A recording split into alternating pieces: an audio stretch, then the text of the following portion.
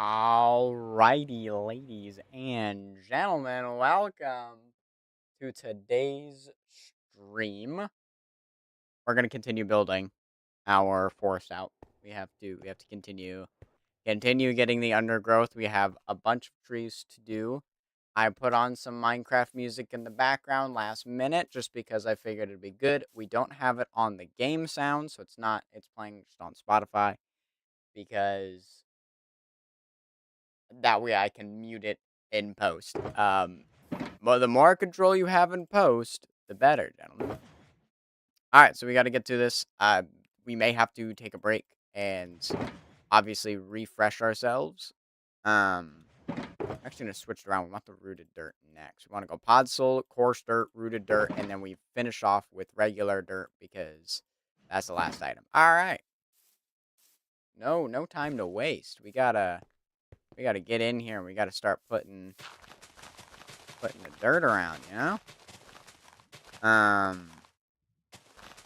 Gentlemen, I had a wonderful lunch today, okay? You're not gonna believe what I had for lunch. It was amazing. It was absolutely amazing. I had, to my series of tasting weird food combinations and all that good jazz, I decided to have a, fluffernutter grilled cheese. Gentlemen, it was wonderful. It was very, very good. Would recommend.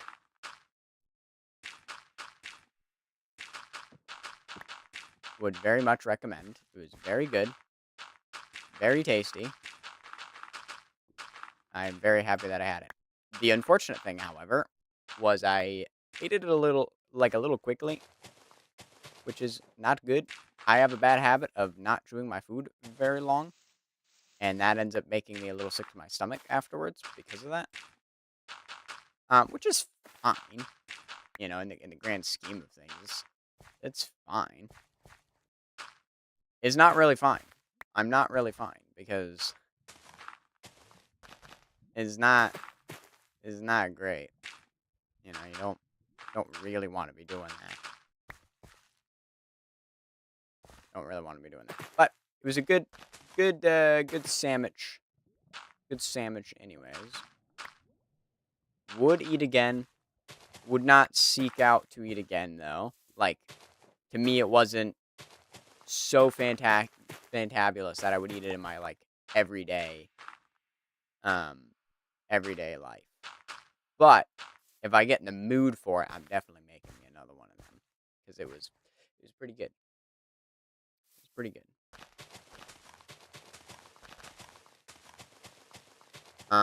In other news as well, I think okay. Side topic that my brain. I think I'm gonna do layered. So we're gonna like do all the podzol for this layer, and then I'm gonna move up to the next layer, and that way I don't get confused what grass I have and which one I haven't, because that gets confusing at a time. It's like, okay, where am I actually placing blocks? I did not mean to break that block. I think this is actually that, but we do want this probably up to here. All right, now we can go down the lower one.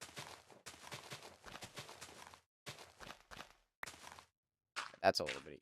We can tell that that's there. Okay. The other day, oops, see that doesn't go there. The other day, I watched the newest Spooderman movie with the family, and that was pretty good. That was a pretty good movie. It wasn't crazy. It hit my expectations exactly where I thought it would hit my expectations. You know, it was exactly what I expected the movie to be. Which isn't like it was a bad thing.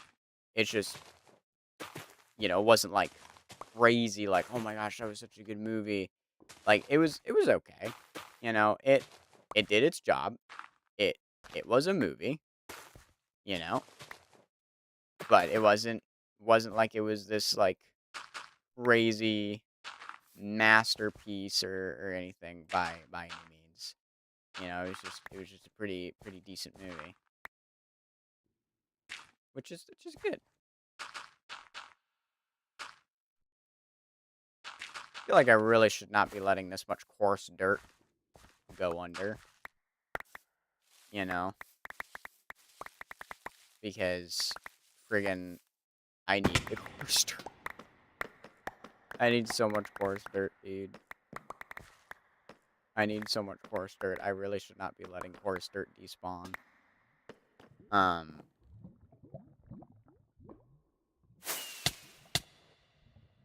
Well, that's lovely.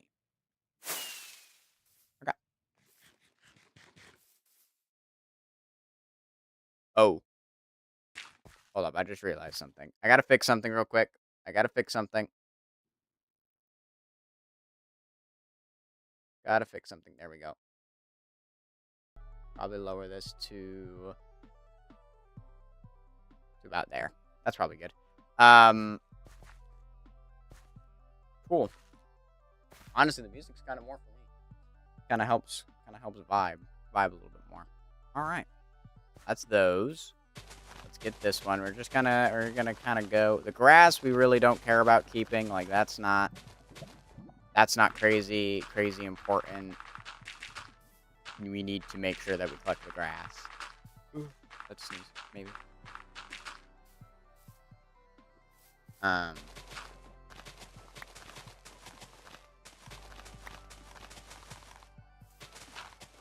Oops. Not break the podzol. All right. Well, I say that as I break podzol.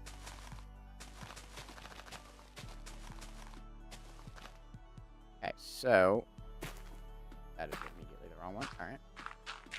Nope. I definitely want coarse dirt there. We want.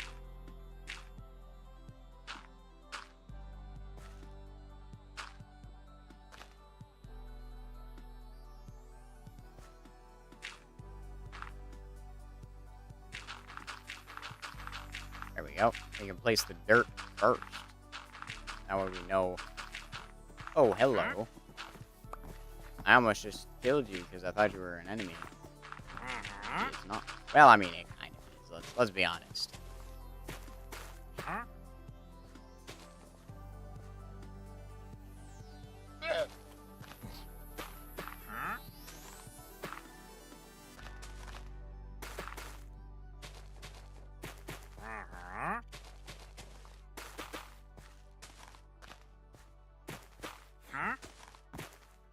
Alright, what do you have? What do you have? Do you have anything good?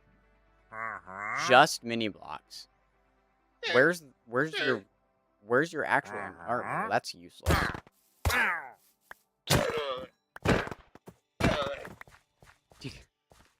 Like I don't need mini blocks. It's funny, alright? Every time I create a new world, mini blocks are always among the things that I have a part of like as aid packs, right? So the funny thing is I never actually use mini blocks in building whatsoever. I find that because I always make sure it's there, but I never use it.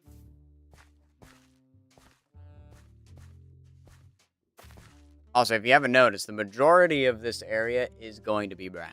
Like, the ground is mostly going to be brown, and then in some of these little spots where there's a little bit of grass patch here, we'll probably make a moss. And there's a good chance.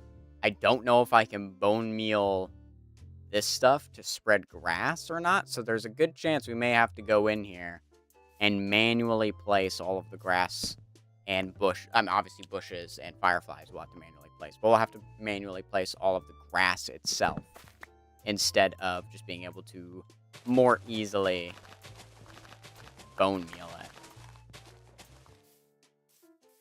Now this is interesting because you kind of have to get rid of that so I can create the bone meal or the podzol that's around the base of this tree.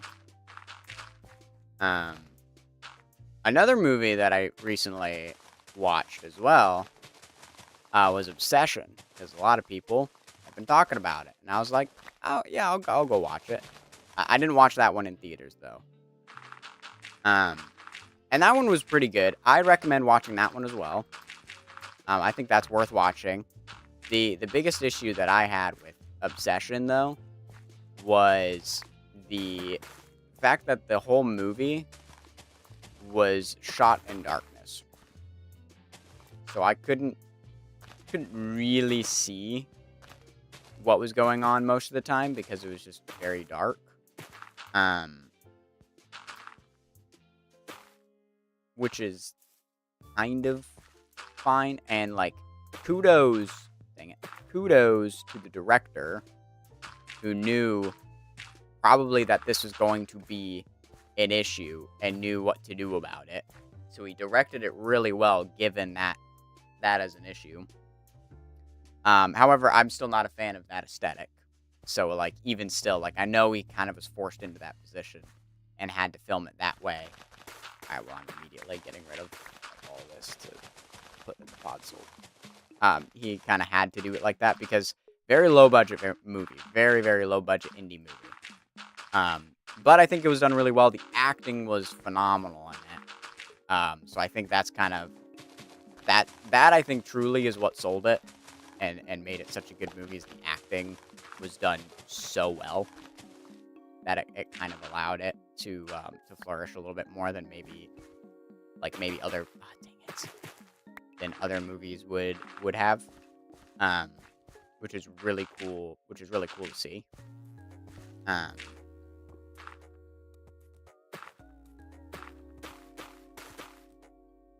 But still, I didn't like the dark. I didn't like how dark it was. Not that it was like dark scary, like I was frightened because it was dark, but it was just like I couldn't see, and because the acting was so good, I couldn't see the actual acting. I couldn't see the performance, which made me very sad because it was a good performance. We are unfortunately losing a whole ton of coarse dirt, which is not good, and rooted dirt sometimes. We use so little rooted dirt in comparison to coarse dirt. Like, coarse dirt is by far the biggest thing that we use the most of, and we have like no gravel.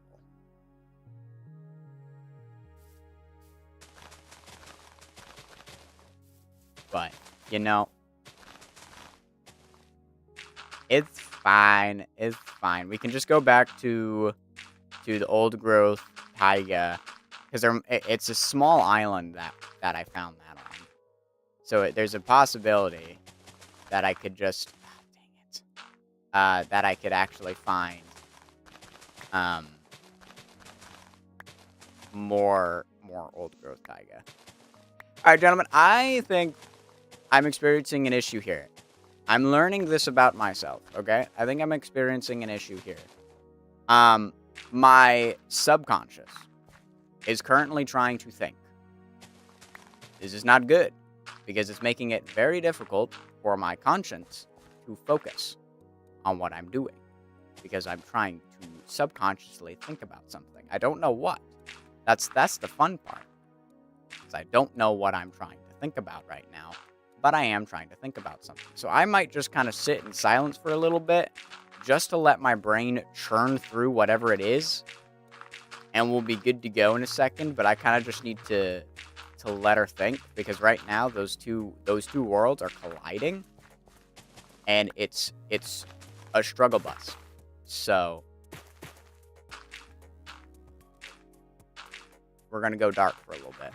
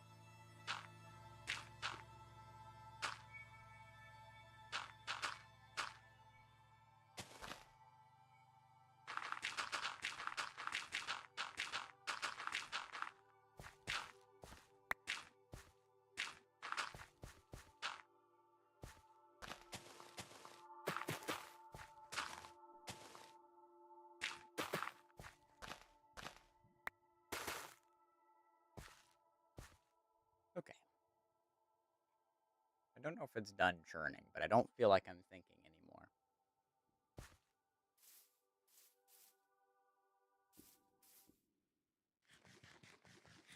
Jeez, there's so much forest that I have to get through. No! No, the grass, it found a way to spread. What the heck was that? Alright, that was weird. It found a way to spread, didn't it, you know? Oh, I see where it was. Yeah, that's right there. Alright, that should be fine. That fixed that problem right up. There we go. Very good. I don't see any other grass in places. Alright, what is going on?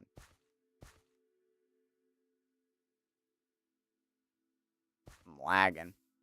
Lags. Okay.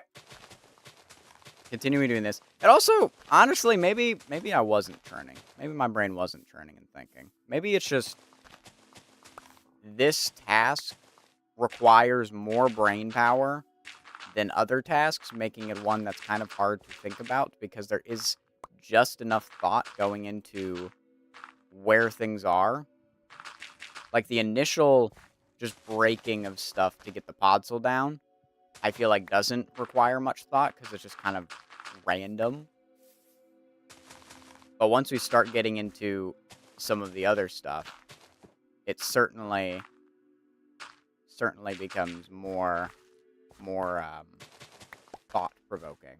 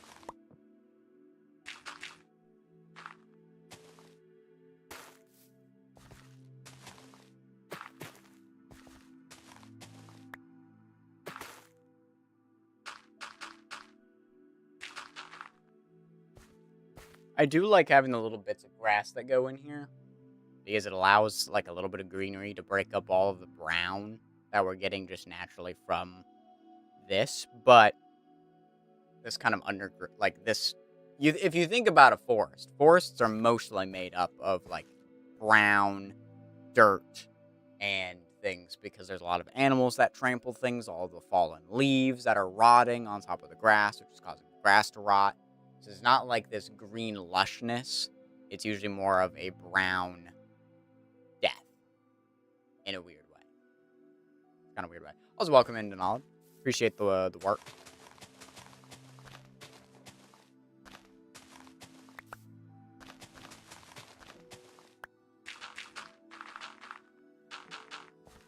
Oops, that doesn't go there. I probably need to swap out my shovel eventually. It's getting close. Oh, I'm out of podzol. That's not good. Might as well, while I'm here, swap out the shovel. I know it kind of had a little bit more life in it, but...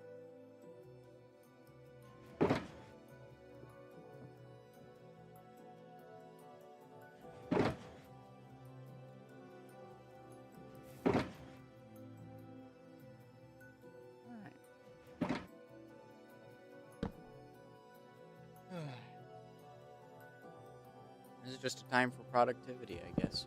Oh, you know what else? I swapped up my Instagram strategy. Right? I have started hold on.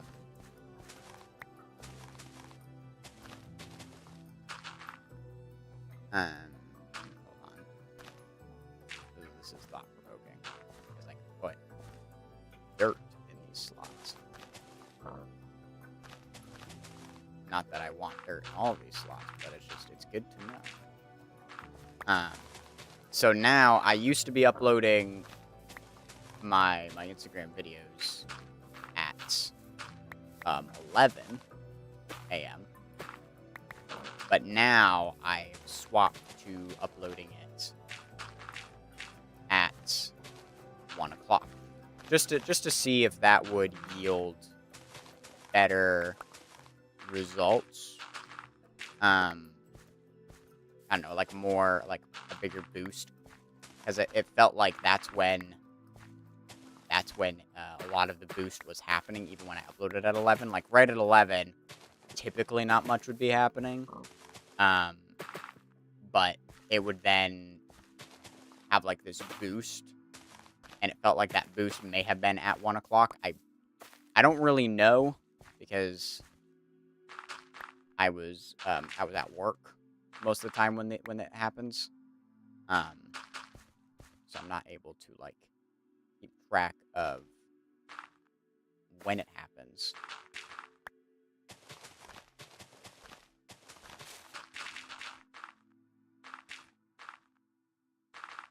But yeah, so that's been kind of fun.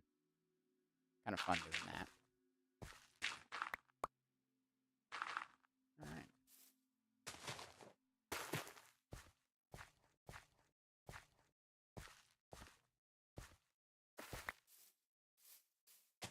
And I kind of feel like a mellow productivity today.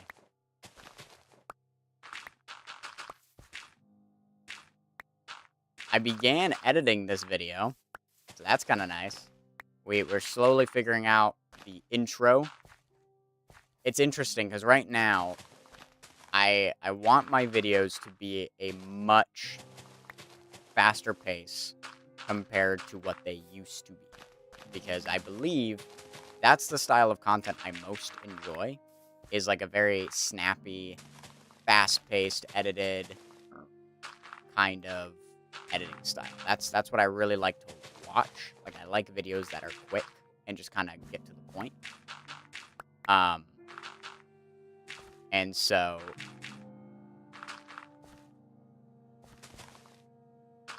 I want my videos to kind of emulate that style, right?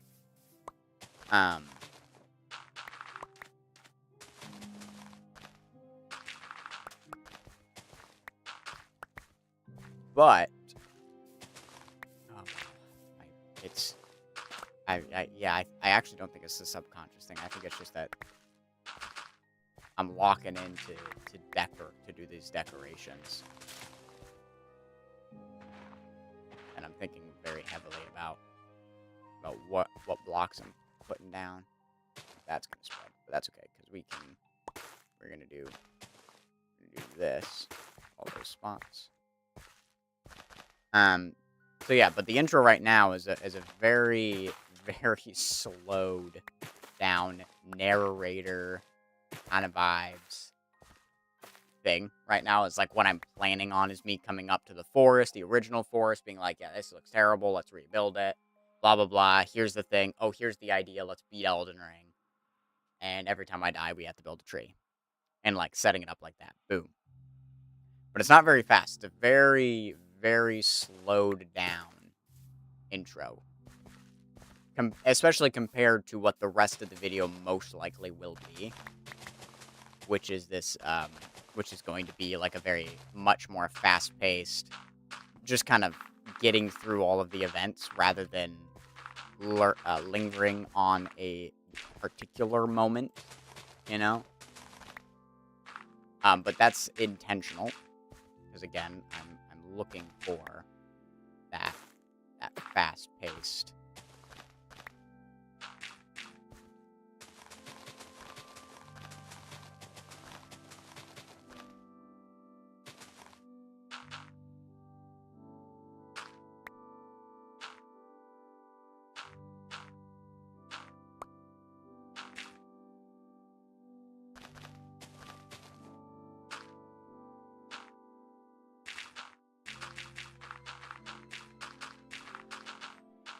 Second, just to think about what I'm gonna do here.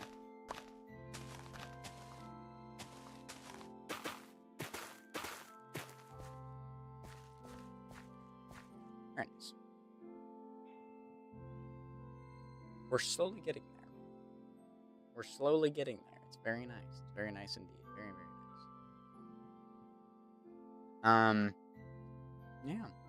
So that's exciting to be working on that to begin the editing process. But unfortunately, this morning I was motivated to work on the script, like what am I actually going to say, when Final Draft, which is the software I use to write scripts. Now that's usually like actual screenplays, as in like movies. That's the industry standard software.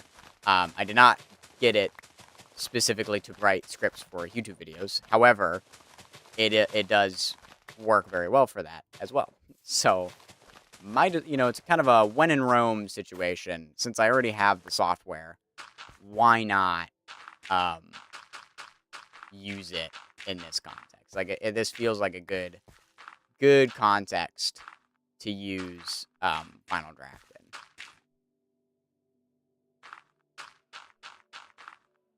in. And so using Final Draft, but it had signed me out, like, and that made sense. I hadn't used it in a very long time.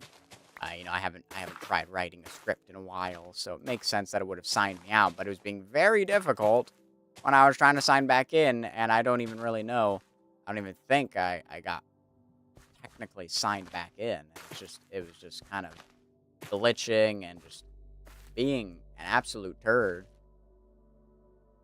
It was just being very difficult, and so I never got around to it, and I'm hoping that the next time I try to open it up, it just works, and it's all set up already, because I had to, like, use Task Manager to close it because it was freezing.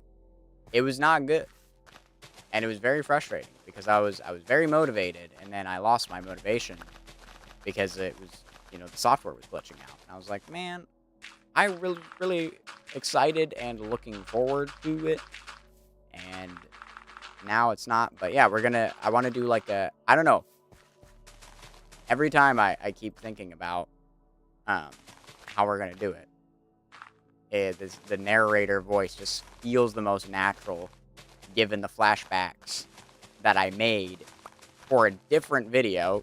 That's kind of another funny part, is like, this forest was actually an idea that I had, that I wanted to do for, this is an idea I wanted to do for episode 12 of Fellowcraft. Like, this was going to be my episode 12 thing. And let me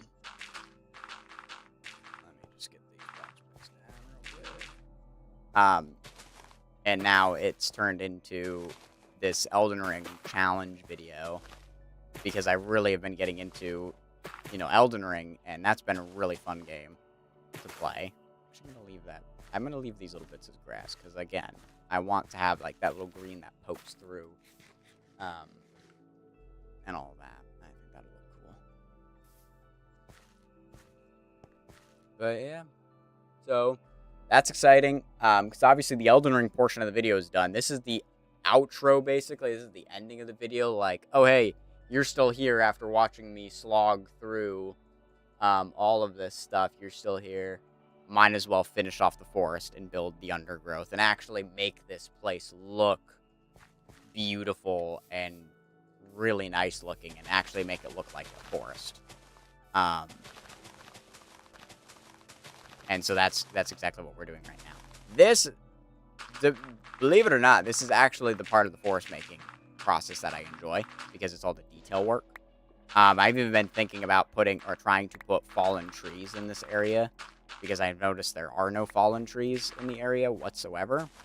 Because I just hadn't. Come on, man. Just because I haven't made any. But really, I should have made some earlier. But I feel like this makes sense to get this done first. Like, get the ground. What is the ground going to look like? Because this is going to be underneath. Like, I'm doing all of this work right here, right? This is all the stuff you ain't even going to be able to see.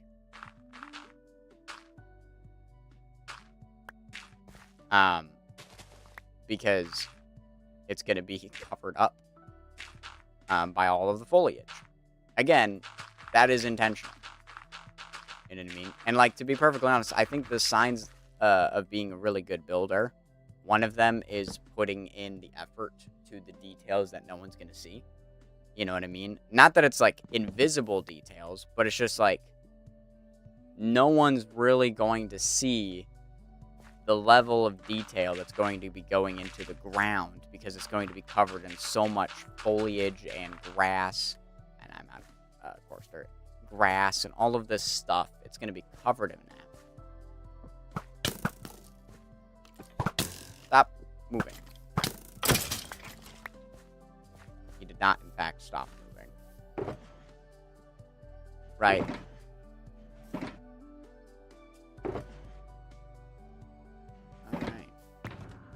So that is shulker box of podzol gone. Shulker box of coarse dirt almost gone. Shulker box of dirt absolutely chilling.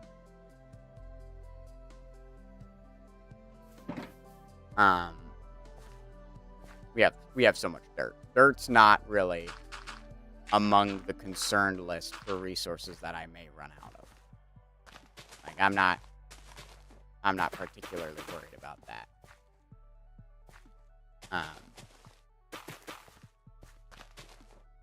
But yeah.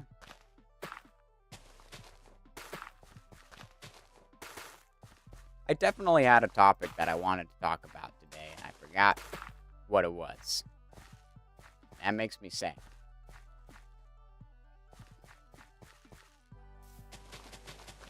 I really should... I don't know.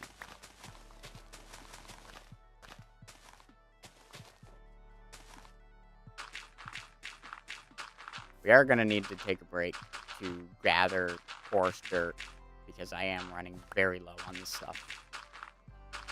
So we're very likely to run out, but that is okay.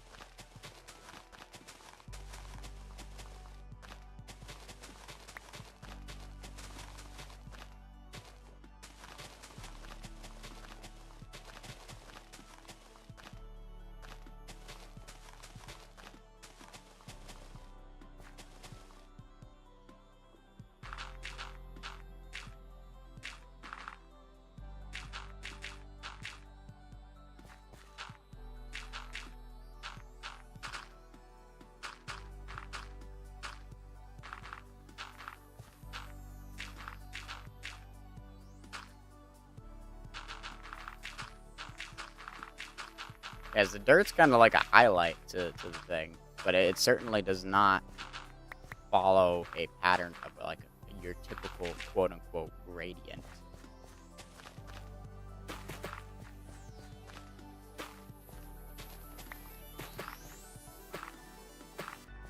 Which maybe is a good thing. I don't know. I don't know. I want this to help. Just actually having rooted dirt right next to the rock.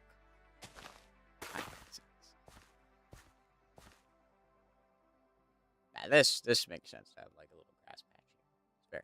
It's very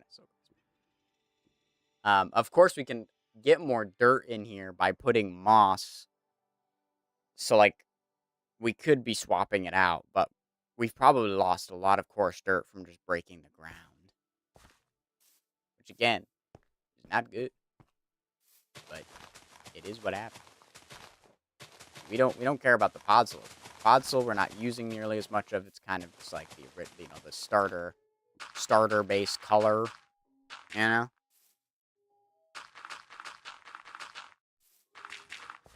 I got something. Let me brainstorm ideas for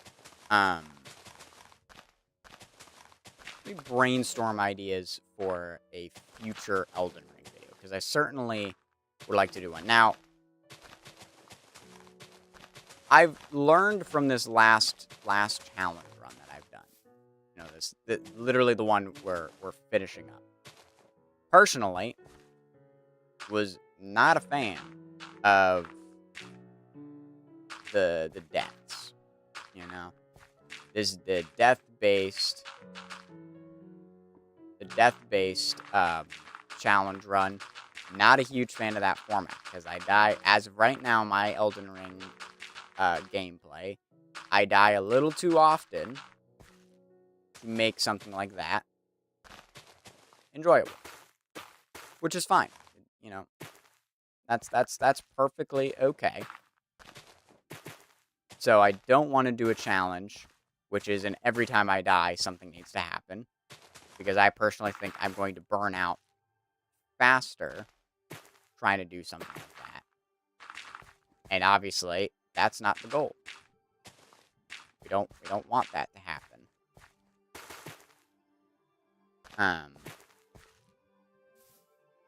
So I gotta think of some way to not burn out. Alright, these trees right here are actually gonna be really hard to do. So I'm gonna probably do these 3 that are right next to this path last, because they require a lot of thought. Because I have to probably break all of the foliage that I have in this area here. This is kind of our template. But yeah. My lovely little cottage there, little house.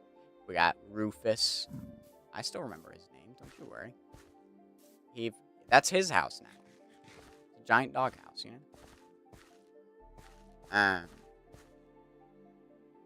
Because I had the idea, because I have this concept, right? It's not really an idea yet. It's just more of a concept of trying to figure out what weapon works best on what boss, right? And trying to figure out, like, how to measure that, but also how to make sure that I move on if a weapon isn't working for a boss. You know? Like, if I'm dying 1,000 times to this boss, like, this weapon clearly is not the weapon to use for this boss. Now, maybe the first of its kind in this, like, series that I would want to do is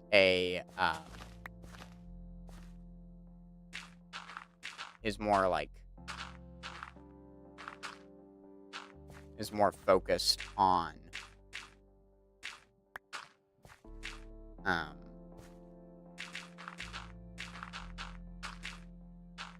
on. Brain needs to lock in real quick. Is more focused on oh, I lost my train of thought completely. Just rewind.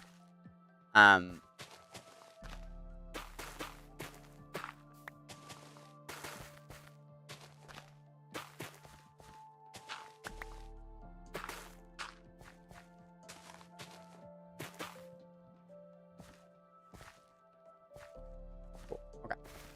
Alright, I got a Discord notification, so that's now taking my attention. It is nothing important. Nothing I particularly need to worry about. Oh, brain is not locking in. I'm playing volleyball today, so I gotta hope my brain locks in for that, because sometimes my brain unlocks and I just play terribly and I cannot focus on the game. It is the most unfortunate series of events when that happens.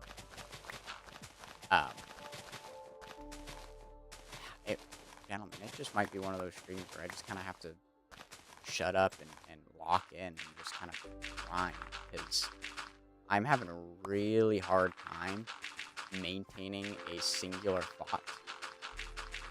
Like, my brain is just not able to focus on that thought. I think the reason is because right now Minecraft is taking the primary focus and the conversation is taking the secondary. So I think we're just gonna use the time then to focus on the primary.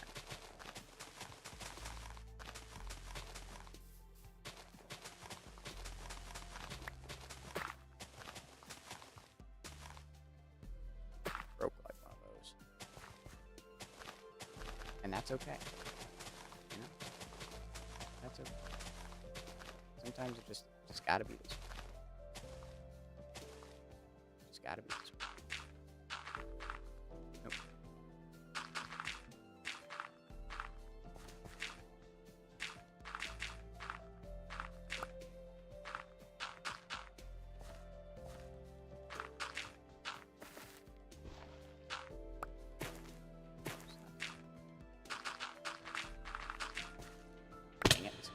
I hate it when I do that. By far, one of the most annoying things to happen to you as a builder is to friggin' place a block above a hole and then walk forward, because your brain says you place blocks, so your brain is filling in the gap that you place the block in the right spot, and then you walk into the hole, and you can't walk over the hole like you usually would, like in normal Minecraft. You can just kind of, sometimes, that was a bad example, but sometimes you can just walk right over. Other times, not so much. But in the times where you just kind of, like, run right over, it's not so much of a problem. I think I should turn on the mob switch so I don't have to worry about mobs. Because I'd hate to get a creeper on me, because it's obviously hollow underneath this.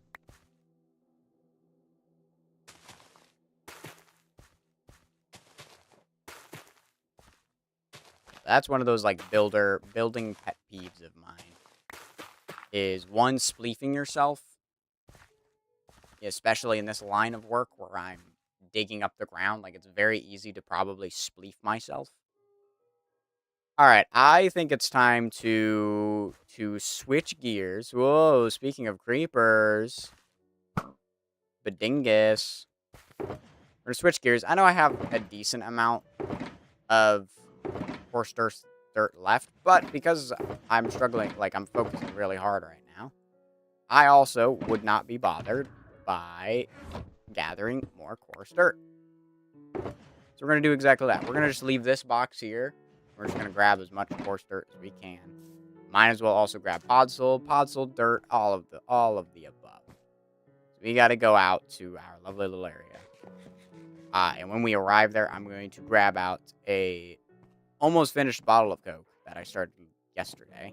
I was trying something new, because I rock climb Mondays and Wednesdays. And when I come home, I like to have a Coke. But the problem is that's also I'm coming home right when I need to eat, because I haven't eaten dinner yet, because I go straight from work, which is 9 to 5, straight to this. Right, it's out here. Yeah. Right? Or is it the one that's... No, it's the one that's out here. It should be... Oh, I can't remember. I can't remember which one it is, because I went to 2 different locations, and I don't remember which one was successful. That one was unsuccessful. Yeah. It's to the north. Or to the south, sorry.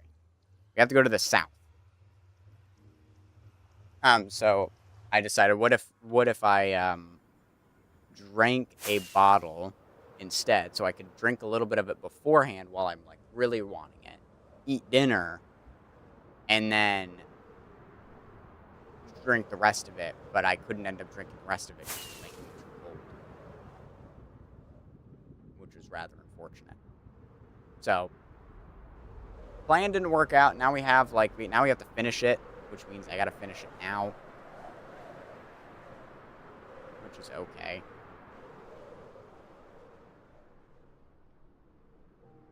And now we're gonna just have to blindly fly towards this thing, because obviously I didn't write down no coordinates.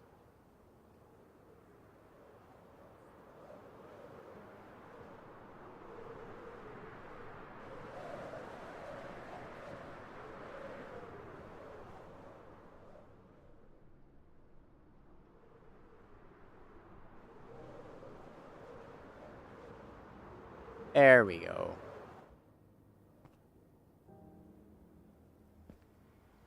Very, very nice, very nice. Okay. Alright. So now that I'm here, we're gonna log out. We're gonna grab ourselves something to drink. I will be right back.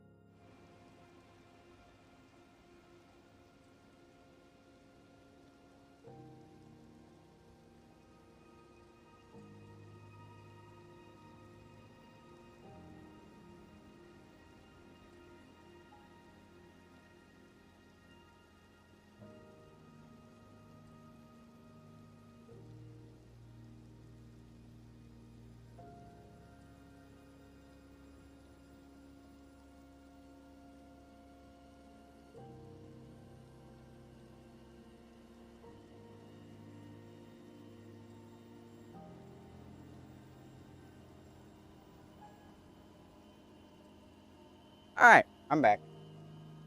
Let's talk about self-determination theory. I'm just kidding. I have no idea what any of that is.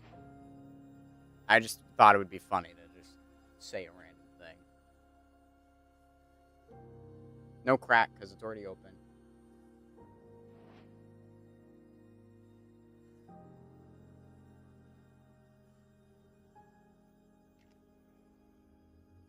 We could talk about the different uses of bottles and sizes, okay?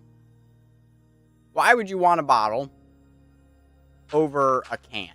You know, what's the use case? What's the difference between using a bottle and using a can? Well, let me tell you. Let me break it down for you, okay? So using a cans, I believe. No, I can't say I believe because this is just purely my opinion. So we're just gonna state everything as if it's fact. Cans are usually the best taste when it comes to any drink.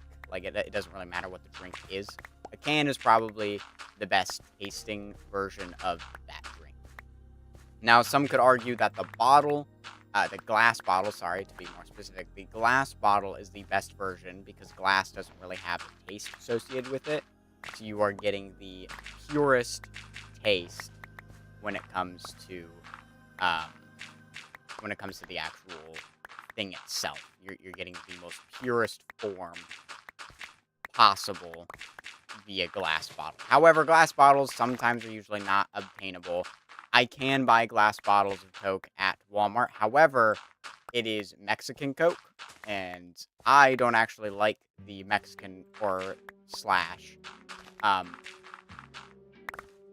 because they also had very similar things in Honduras, and it was made the same way. So essentially, you could treat it as the same. So Hispanic, that's the word I was looking for. Hispanic Coke, I don't think tastes better than regular. Like, if I'm in America, I'm going for a Coke, hands down, no question asked. Would never get a Pepsi. However, if I'm in Honduras, I'd totally get a Pepsi. We're getting off topic here. So that's why I don't buy the bottles. Theoretically, it would be the best tasting. You're not wrong, it usually is.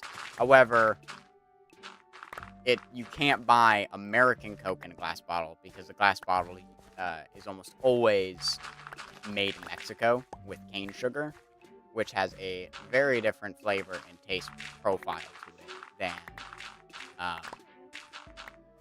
than a bottle or a can. Now, why would you not want a bottle? Why are bottles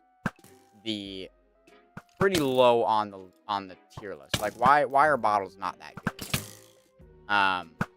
Because the plastic gives the flavor. It gives a flavor. Just start there. It gives a flavor. It gives almost sometimes like a bubblegummy flavor.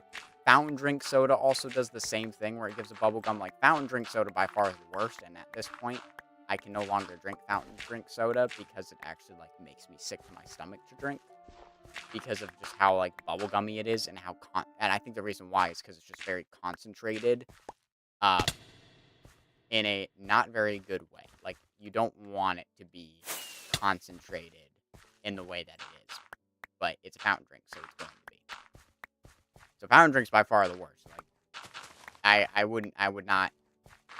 Now the only place where like I considered getting a fountain drink is McDonald's because they have a special deal with Coke, and they get their Coke in a different manner than like all other things where it's not necessarily the syrup. They actually get like the whole different thing. But it's still fountain drink Coke at the end of the day, so it still is worse. But McDonald's Coke is the best of all the fountain drinks. We're getting way out there. I still have yet to explain to you what the use cases of bottles versus cans are. So, at the end of the day, when you are tired and you want to drink and enjoy a beverage, in this case, we're using Coke as our example. So, like, after rock climbing, I want to drink something. I want something nice and cold, and I want it refreshing. So, Coke obviously is the option here. I go for a can. Why? Because cans taste better, and they're much better in this scenario. I've also learned that cans are much better in the car because you don't have to keep opening and closing like a bottle. So it's granted, yes, you could leave the bottle open, but obviously bottles are much easier to spill if you were to knock them over if the lid is open. Obviously much harder to spill if the lid is closed. So that's another use case for a bottle, which is where I usually would use a bottle is whenever I'm moving, so like travel, because you're moving around a lot, you want a bottle to make it easier to travel with. Um, and so a bottle just kind of alleviates a lot of the stress of like spilling or anything like that because you can close the lid. So if it were ever tip over, it's got a lid on it. You're fine. Whereas a can, obviously, sometimes it's a lot harder to tip a can over. You really got to hit it with a lot of force in order to tip a can over, but a can never be closed. Once opened, always opened. Bottles have a worse taste. However, their taste is more consistent than a can over periods of time. So a bottle, kind of like this, still tastes pretty much the same as it did yesterday. Welcome in, Tactical. Welcome back, I should say. What did you get up to today? While you're answering that, I will continue my spiel on the difference between bottles and cans in the use cases. So bottles over here, they stay consistent in flavor, so it tastes very similar from today as it did yesterday. But that flavor is still far worse than a can. However, a refrigerated can is terrible, like way below fountain drink soda. Putting an opened can back into the fridge, even an hour later, tastes terrible. So cans very much are you open them and you drink the whole thing in one sitting, whereas a bottle, you can drink in multiple sittings, and it still maintains a, like, very similar flavor profile, which is what you're looking for. That's what you want. And that's good. That's good. So, like, that's why I wanted to try the bottle, because, yeah, I've drunk a can before, but a lot of times I drink the can. I recently have not been able to drink and, drink soda and eat dinner at the same time, so now it's like, when I get home, that's why it's such a dilemma for me, because when I get home after rock climbing and I want to drink a can of Coke, I can't really because I need to eat dinner. So it's either now, do I just eat dinner really, really late after the can of Coke, or do I get the can of Coke after I eat? But after I eat, I don't really want it anymore because now I'm full, so I have to be a little bit hungry in order to eat. It's a whole thing. Even trying to find my mobile build, but in the meantime, I've made an XP farm. Ooh, what'd you use? Is it like a standard grinder with a mob spawner, or did you go, I don't know how advanced your world is yet, so I don't know if you did, like, one of the silver...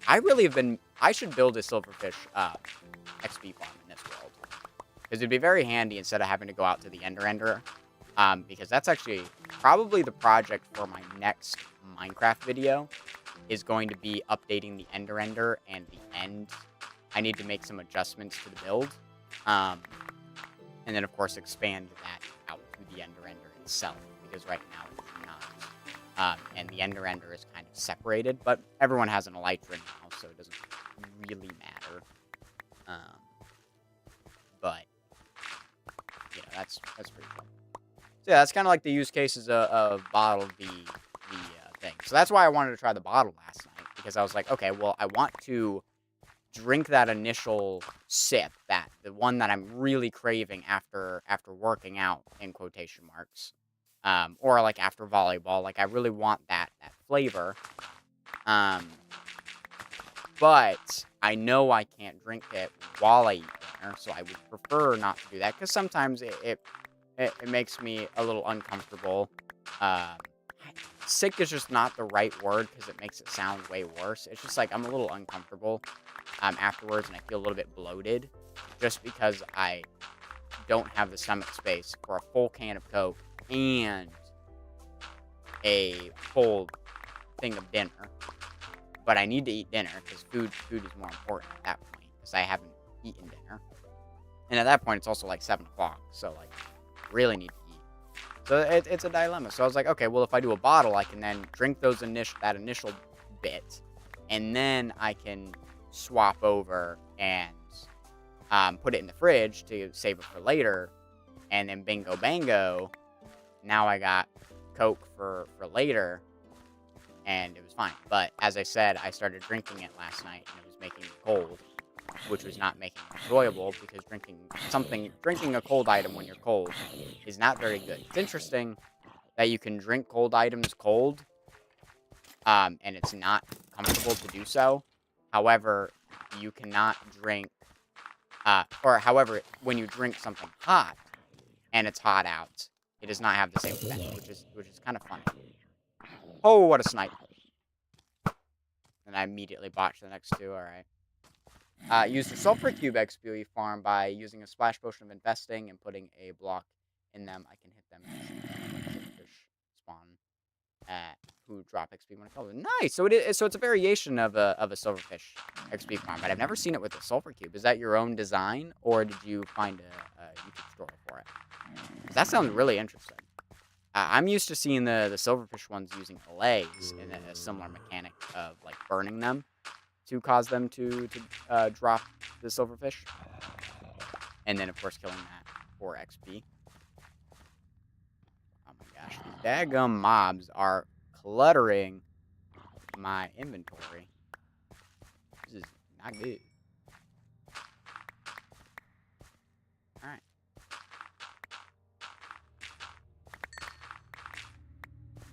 Yeah, so that's kind of the use cases for bottles versus cokes. Glass bottles honestly kind of fit in the same vein as a can. If you really wanted to add it in there, like you can't use a glass bottle, because you can't close most glass bottles you can't close after you open them, so they work very similarly to a can. They have all right, this sounds so nerdy. They have the same mechanics as a can. It's a one-time open, so it's still a sit and enjoy. Personally, for me, I'm not a huge fan of glass bottle, like the taste that they have. I like the taste of a can. It's more refreshing. You got it from Cayman 18. Ooh, nice. Oh, why am I picking up dirt? I need coarse dirt. And coarse dirt requires gravel and dirt. I have a lot of dirt. I do not have a lot of gravel. And I already knew this place existed. Unfortunately, though, it is only an island. So we have a limited amount of podzol and coarse dirt. But I had forgotten that old growth pine taigas also generate, not with just podzol, but with coarse dirt. And we need the coarse dirt to further, because you may have been asking this question as well, to further answer your question. We're picking that up because we're building the undergrowth to my forest.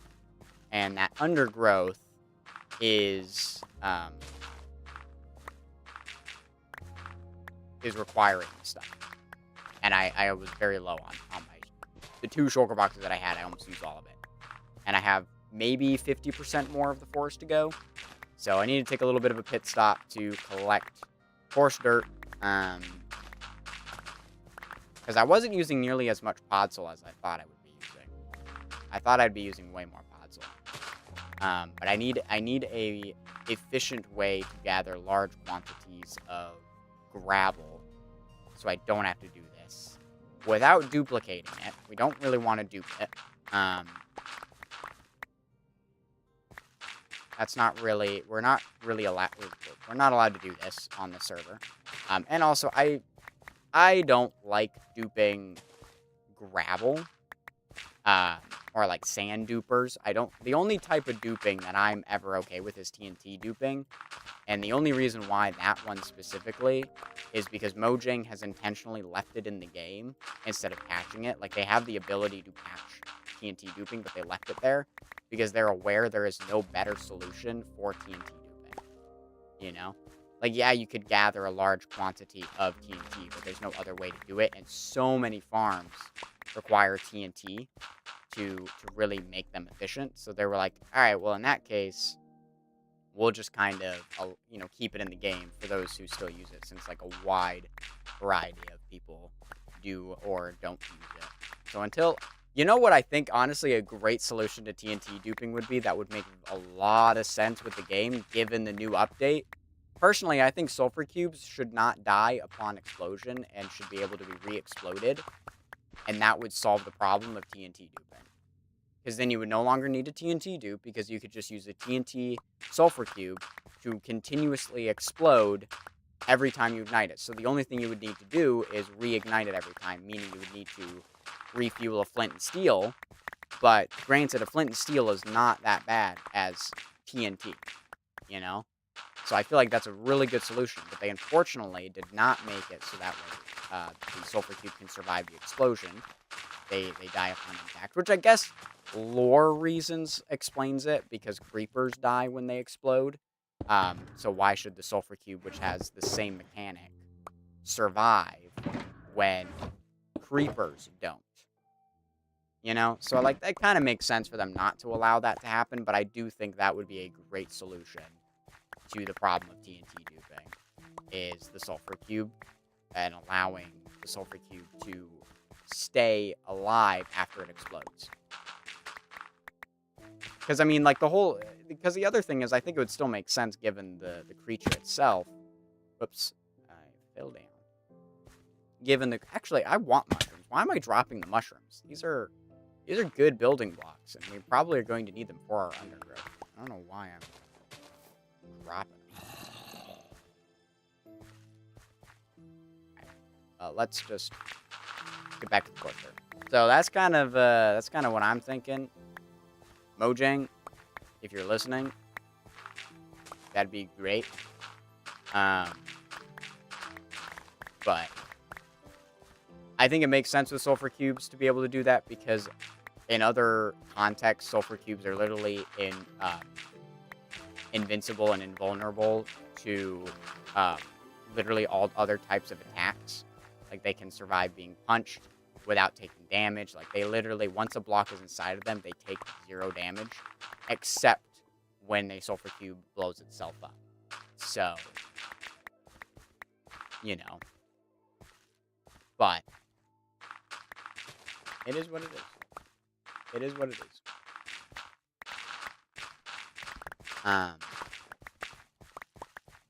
It also, you know, I guess I can see an argument why not. But then again, like, the argument that, oh, it would be too powerful is the same argument of, well, TNT duping still exists. So it's, you know, it would be the replacement for that, for TNT duping. And I think it's a pretty good replacement. Because it makes sense. It's now, like, a much more intentional game mechanic. I also really love how Minecraft is getting much more creative with game mechanics, with the cushions, and allowing this funky type placement, knowing this is the exact kind of thing that Minecraft builders want, which just shows you how much Mojang cares about its audience and truly does listen to its audience on what we want for the game. You know?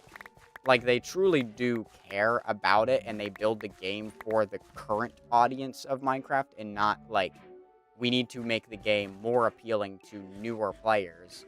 They still do, and the fact that they have the drops does make it more interesting for players, because now the game updates far more frequently, which I think actually will help maintain player retention. For the first couple, yeah, people weren't happy because they're not used to it. But once you get used to it, it's like, drops are so much better than major updates, because they actually are adding way more content to the game way faster to the game by doing it in smaller doses rather than doing, like, huge overhauls. Like, yeah, we'll probably never get an overhaul as big as the Nether update. That was a huge update. You know, we'll never get that in a drop, but I think that's for the best. And who knows? Maybe Mojang is working and churning on a very large project in the background, like EX, a end project. Maybe they're working on something like that in the background, that they're working on this massive end update, and they've actually been working on it, but they're not talking about it because they're like, oh yeah, we're not going to do an end update until the end of the game. Like, they're saying all these things, but I don't believe it. You know, I don't believe it.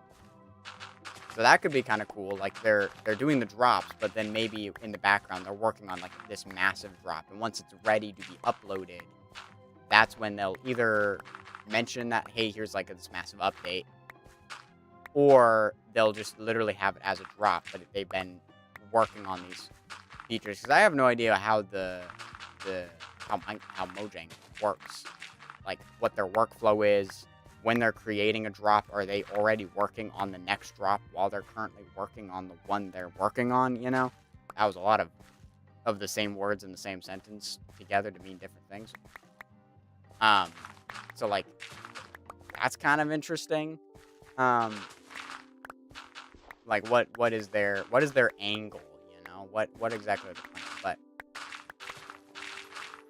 I like how Mojang is really focusing on its current player base and making things such as the cushion for its current player base. Because let's be honest, players who don't regularly play Minecraft are going to look at stuff like the cushion and be like, "Why is this useful? This does nothing for the game."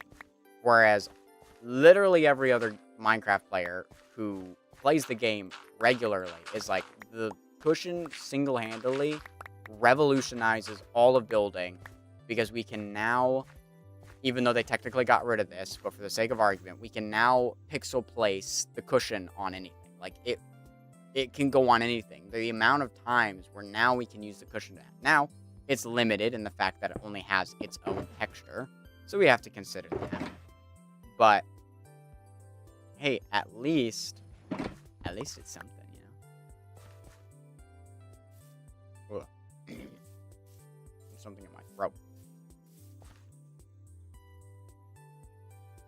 I don't like that. I can feel it in there.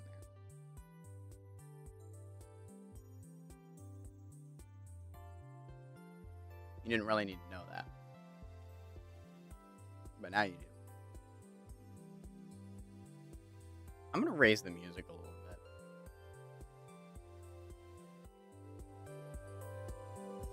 Let me know if that's getting too loud or if it's still too quiet. Because I do have Minecraft music going on.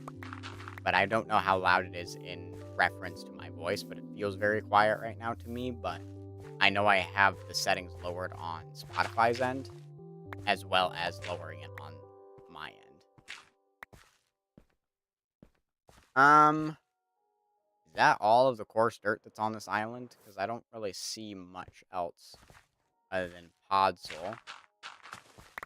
We have these little patches, but is one more shulker box going to be enough?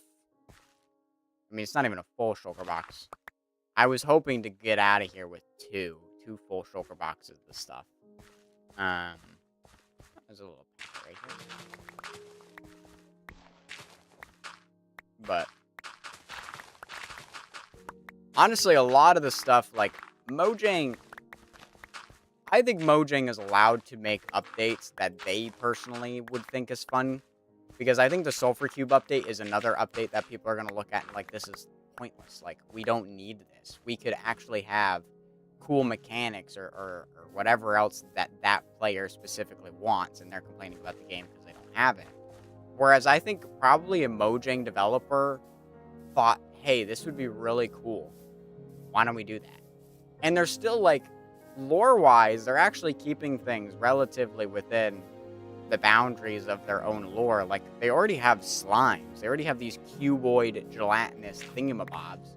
Why not make another gelatinous thingamabob so it matches with the current one that they've already got, rather than always having to make something new? Why not, you know, yeah, I guess you could have, you know, things like retextured stuff, but even then, like, it works different enough that it works very well. I'm going to fly the other direction and see if there's more of this forest out yonder, because never mind. Here's all the coarse dirt I was looking for. Here's the coarse dirt that I was looking for. I don't know. I think some people are getting really, really annoyed, or, like, just unhappy with Mojang because they're like, oh, they keep adding all of this useless stuff. And I'm like, first of all, sulfur cubes are great for the minigames. Like, think about that. Mojang is now taking steps making mechanics specifically for people who like building minigames within Minecraft. Like, they're not just doing, like, redstone-based stuff. They're not doing just... And even then, you know what else they did just create something redstone? They created a movable redstone block. Like, think about that. You could have TNT just sitting out there and then launch a redstone sulfur cube that's going to bounce around and ignite random bits of TNT. Heck, you could launch TNT sulfur cubes at your enemies and then launch redstone sulfur cubes at your enemies. And wouldn't that be crazy? Like, it's such a good mechanic for people who make minigames. But for people who don't make mini games, it's not as useful. But then again, like that's just not your update. Like the drops are kind of centered around specific types of players. The cuteness update was okay, we're gonna redo all of the baby textures because they're all kind of just scaled down versions of the adult mobs. That's not very interesting. So we're gonna change that. We're gonna make it more interesting. And this is going to be for the people who build and like having animals in their home and kind of like maybe are map makers and would like a little bit more juice to add to their stories. I don't know. But they made an update for that person. And then for the mini gamers, they add the sulfur cubes. For the redstoners, they do this. For the builders, they're adding the cushions, the poplar forest. Like all of these very, very handy and useful things that like cushions, the builders are gonna go crazy with. The amount of things you can do. Now there's LED lights that we have in cushions. I mean, the possibilities are truly getting endless, but like Minecraft is single-handedly becoming like just such a massive game. There's a reason why it's like up there with the most purchased games, the most played games, because like there is something for every player. And even the players who complain about the fact that there's nothing for them because they're PvPers, there's still stuff that's handy with that kind of stuff, you know? Like, there's certain ways you can do that now. I'm not a PvPer, so I don't know what that would be. But even then, they're adding stuff for that. And even then, like, the people who play on mini game servers and are PvPers don't even like the stuff Mojang added for it, which forced people to think more strategically about combat. Like, they've added weapons and stuff. They added the spear, which is a new weapon. That's for PvPers. They added the mace, which is a new weapon, which is for PvPers. But no. We just want to do this. Like, that's so mindless. All you want to do is, like, swing your sword as fast as possible and just hope you can hit the other player. That's boring, man. Like, it's so much cooler to be like, all right, I'm going to get the drop on somebody and drop on their head with the mace. Explode on top of them, fly back up in the air, and just kind of bounce around on this entire team. Like, that's cool, But the PvP community, I think, is the only community that's always going to be unhappy with Mojang because they just want it to be mindless spazzing of the finger, They don't actually want anything cool. I personally really like the combat system that's in Minecraft. I enjoy it. I think it's cool that there's the cooldowns. It makes you have to think about how you fight. It makes you back up. There's this ebb and flow with combat in Minecraft. It's not mindless spamming. You actually got to think about it. You got to strategize with PvP. Now, that doesn't mean I'm good at it. By no means. I'm very bad at PvP. But I like the fact that it takes more skill than just, I hope my sword lands first so I can trap you in an endless loop of smacking. Rather than actually having to think about combat and fighting. That's all I'm saying. So I don't think there's ever going to be a change to the game that the PvP community is going to be pleased with. Like, they're always going to be unhappy. Alright, I've got one extra shulker box of course dirt. Personally, I think that's plenty. We got a little bit extra to add to the other bit, but that, for right now, is going to do us fine. That's going to do us just dandy. So we can head back and start placing these blocks. Getting these jits in here. But I'm very excited for this next update, which is exciting.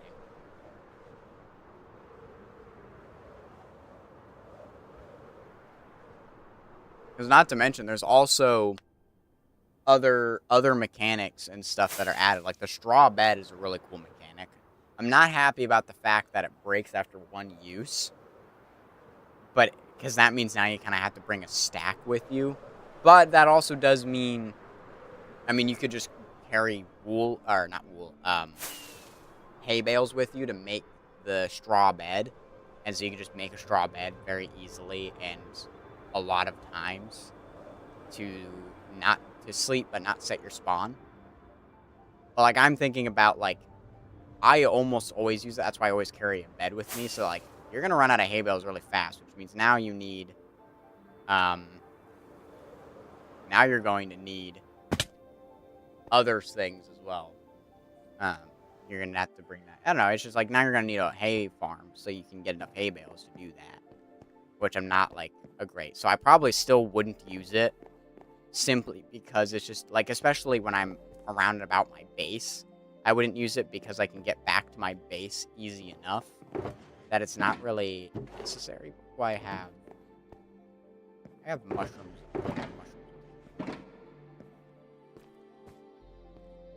That's all I gotta say, man. Yeah, this is what we needed all the dirt for. And we're just absolutely insane amount of progress. We're going crazy. We have plenty of dirt. Rooted dirt is lower, but you don't use nearly as much of it comparatively to everything else. So I'm not as concerned with rooted dirt. You know what I'm going to do, though? I am going to turn the mob switch on because it's just convenient to not have to worry about mobs. And it's not very difficult to do so. And we have it. One of our lovely server members built one for us, so I might as well make use of it. Because it's very helpful.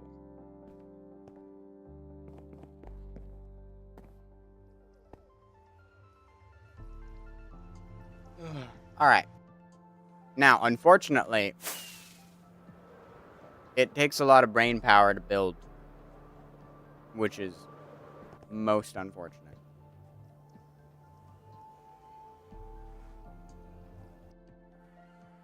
Alright, so we just come in here. Just do that. Mob switch is on.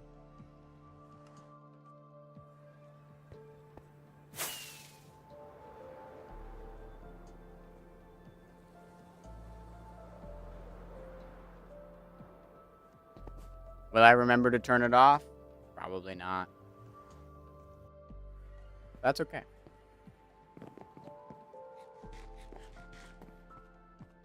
Alright.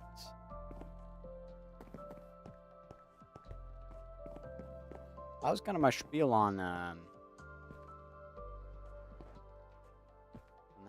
But I'm very excited for this next update. For the Poplar Forest, I mean, it's probably going to be a while before Velocraft updates. I'm very low on food. I'm going to have to start worrying about that.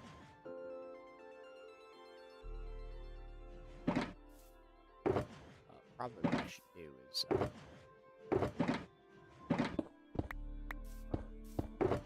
Alright, I love it when that happens. Which one's which? Ooh.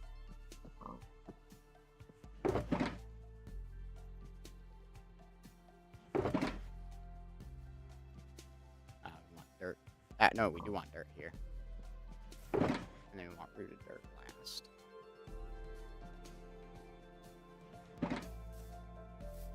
Alright. So this is what we need all that coarse dirt for. Is just the sheer amount of friggin' what am I doing all the way over there? The sheer amount of daggum dirtiness that I have to add to this forest. It's insane. But it has to be done.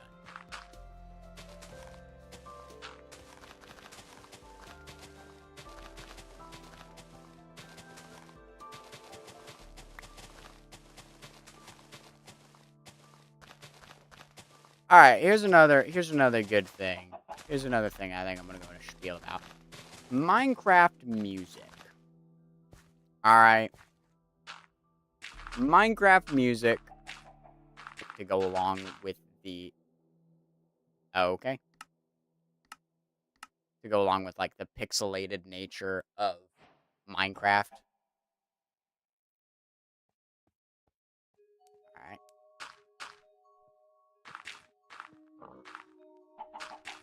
So, like, I'm glad that it's not that, which is good.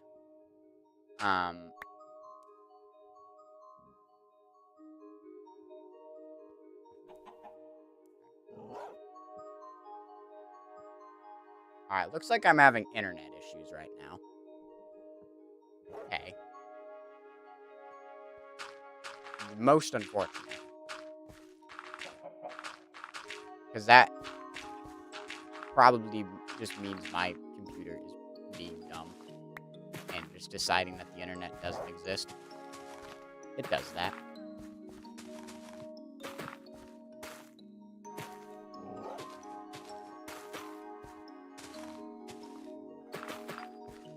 I don't.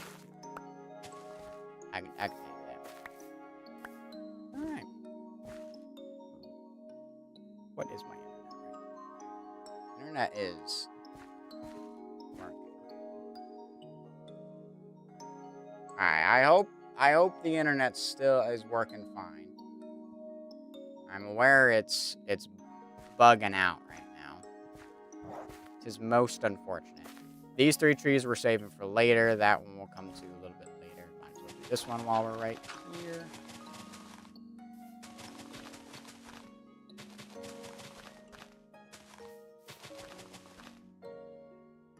Yeah, it just... C418 added a unique style of music to this game. And I'm not going to lie, the artists that Mojang has brought on have not necessarily tried to replicate that style of music really at all. And it makes me kind of sad because C418's music style and his choice on what to make Minecraft and how to make it was a very good one. He made a very, very unique choice for the music.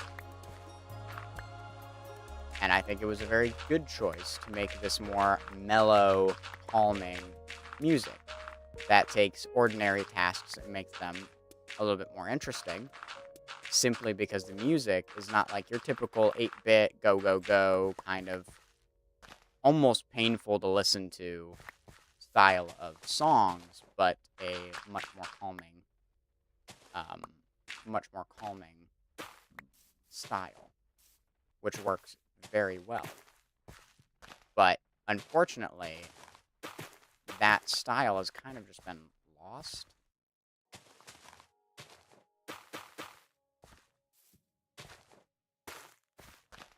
I don't know.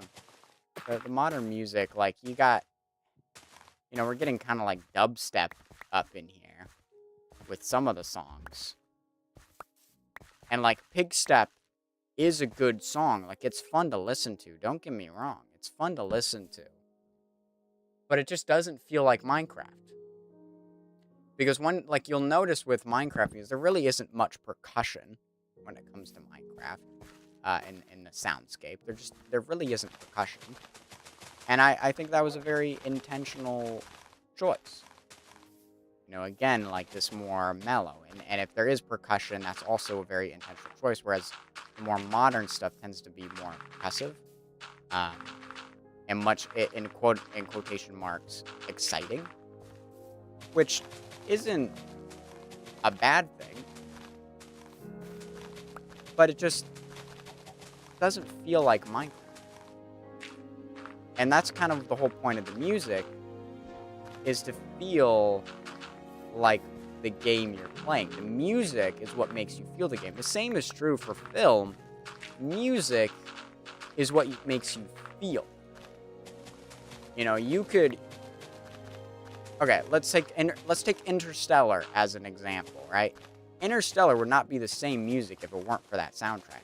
Because it would have been a good movie, But because of the soundtrack, that's one, very memorable, but two, makes you feel an emotion when you hear it.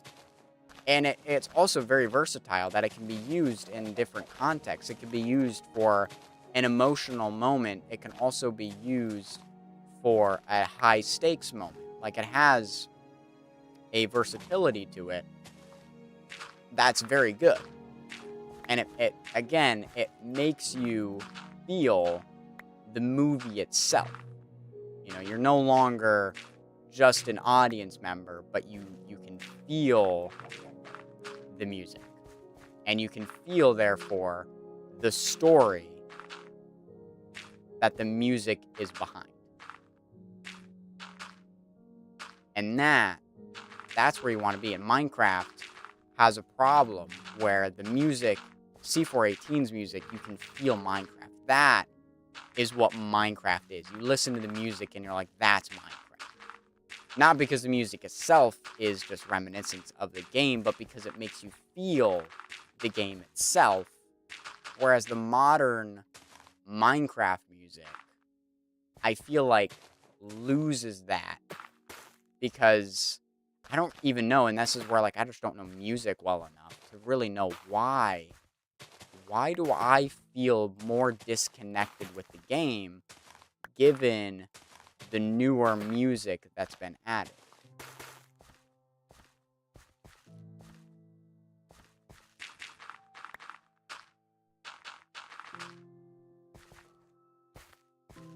I don't know. It's kind of interesting, you know? Doesn't hit the same as C418.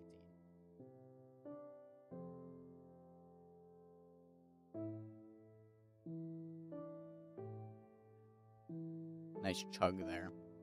Kind of just wanted to finish it.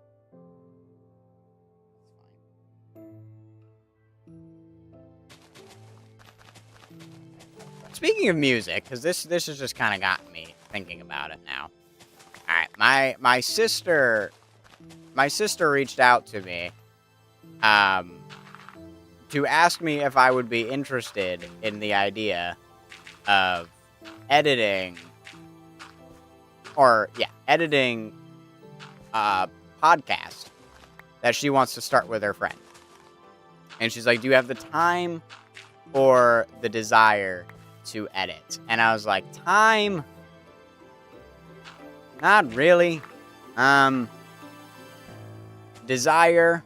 Maybe.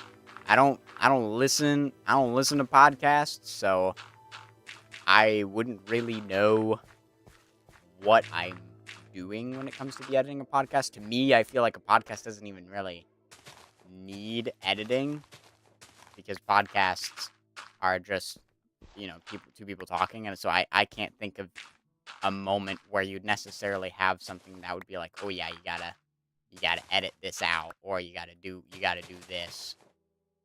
Like, there aren't really moments where I'm like, yeah, these would be obvious moments to edit something. So I wouldn't have known what to do. So I unfortunately had to decline because I didn't have the time. I wouldn't really have the time to commit to something like that. Granted, I'm already committed to helping another friend edit his D&D stuff, right? His whole D&D recorded campaign. So I've already got things lined up for editing. I'm kind of like butter stretched out too thin. And then, of course, I have my Instagram that I am editing for. I have my own channel that I have to edit for. Right. There's a lot going on there.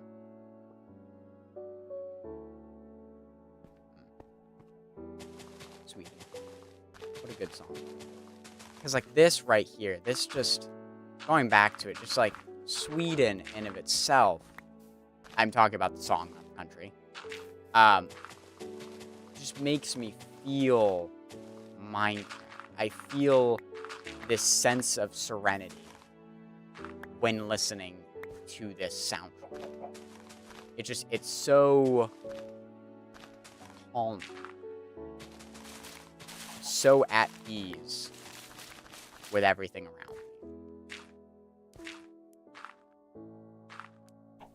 And that's just a beautiful thing. You know, that's where you want to be as music for a game. It's not good. Is you want to invoke an emotion in your audience with the music that they're listening to. Again, the same can be said about movies. It's all about invoking that same thing, which is why you don't really want to scoff on the music, because the music is what makes people feel the story that they're watching. And you can really play around with the heart of your audience simply with the music, because that's how much power the music has over the audience. It can control the mood that the audience feels, and that is a very, very powerful tool to have in your tool belt, is being able to control how your audience feels given what they're watching.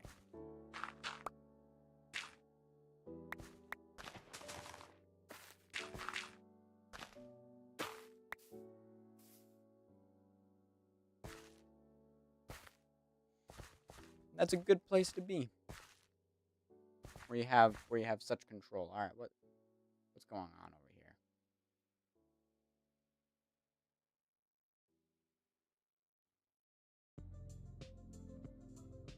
Interesting. All right.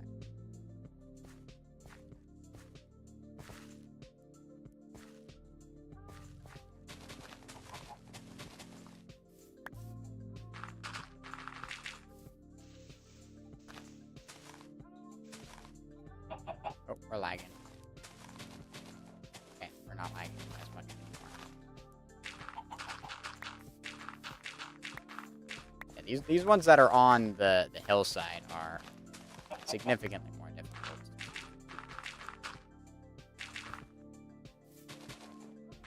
Yeah, so one thing that I'm gonna have to make sure that I do for my thesis film that I am making for my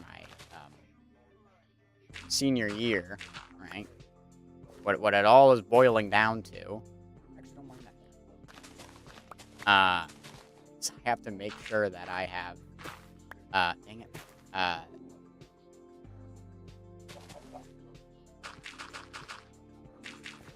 have to make sure that like the music is really good. Now I'm doing thriller, right? So that obviously is a different style of music. You know, and the interesting thing is I have a musical motif in mind. Now, what a musical motif? How do I describe musical motif? I've never had to describe it before. But a musical motif, and you may already be familiar with it, but just to explain it as best as I can. Musical motif is, I mean, how do you explain motif? That's the word I'm getting stuck on. It's basically, all right, to give you an example, which we're going to use my thing as an example. One of my characters has a whistle that he's going to do, which is going to send our main character into a hypnotic trance, which is what's going to allow him to kind of hunt her down.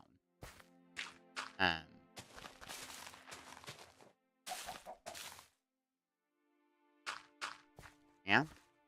Yeah. So that, the musical motif is the whistle itself. When you hear the whistle, you know the main villain is nearby. Now, I'm actually, interestingly enough, you're not going to know the villain's nearby by just the whistle alone, because I'm actually going to be using a secondary motif to show that the villain is nearby, a visual motif, which is every time the camera follows behind my main character, the main villain's going to appear. Now, you don't know that when you first start watching the film. You have literally no idea that that is something you will know. But that means I need to teach my audience that that's the case, because otherwise my audience won't know. They won't know that that's the case. And they can't just they can't just know it when it's important. So I have to first build it up.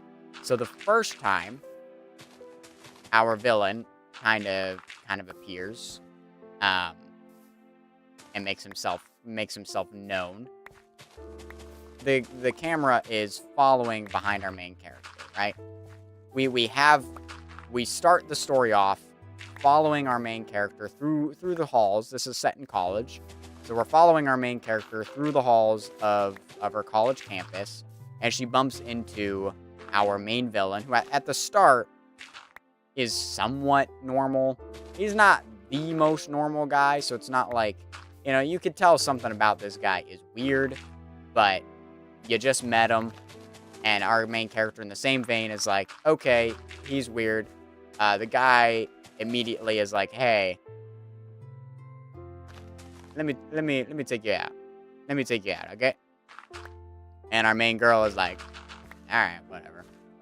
Kind of like, let me at least give the guy a chance. Like, maybe he's just an awkward guy, Like, I can't just mark everyone as creepy, So she's like, so she gives him a chance, right? So when we first bump into the guy, camera follows behind. Not the most crazy thing in the world, but that's the first semblance of it, before we even really know this guy is the villain. Second time, our main character is strolling along, going to our next class. This is past future events. Camera's following behind her. Then we hear the whistle, the audio motif that this is the villain, right? We're setting up the motif of follow behind the camera is this guy, and then our villain is signaled by the audio. So now both of them are in the same scene. So this is the second time we have seen the camera follow behind our character and this guy appear. Now, technically, I also realize that you don't see the face of our villain in this scene, in this sequence at all. So it still keeps a little bit of mystery surrounding who we could be. But personally, for me, I'm not trying to be secretive about who the villain is in this story. That's not the important part. Is not that, right? So it doesn't matter if you knew who the villain was. It's not like it's going to be a big surprise at the end of the story. Like, I can't believe that guy was the villain. Like, it's pretty obvious who the villain is, but add a little bit of mystery in there. Why not,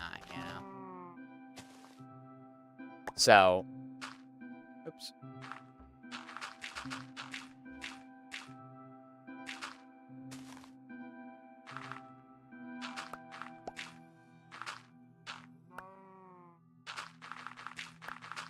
So we got that going, right? I kind of need to put something there. I know that was rooted dirt. That's okay. Not the end of the world. And then the next time, again, she's just strolling to her next thing. Or actually, his next place where he attacks her is in her own home. And so when she comes out of her room, because she hears music playing, because classical music is kind of like her escape from reality. When she comes out of her room, camera follows behind. Boom, he's there. And then he does his little motif. Now it's like confirmed these guys at the same position. And then in a future scene, we're following behind her. And by this point, we know he's going to show up. Not because we hear it, but because we see the camera's following behind her. I have set up that that's always going to be the use case. If the camera ever falls behind, you're going to need to get out of the way. I'm so sorry. If the camera ever falls behind the main character, our main villain's going to show up. I know it's simple, but little details like that go a long way in film. It shows you're thinking about it a lot. You're thinking about your story more than maybe your average Joe. You're putting in levels of thought that people might not do. Now, yeah. So that's kind of, you know. Actually, I'm gonna get rid of this because I can then do all of this as dirt. Whoa, we can have a whole patch of dirt in there. Isn't it nice? Just a whole bunch of dirt. Isn't that what you've always wanted? Just a bunch of dirt. Whole gobsmack of dirt. All the dirt you could ever want. All here. All in this one spot. Isn't it wonderful? Absolutely glorious. Just dirt. Oh, isn't it beautiful?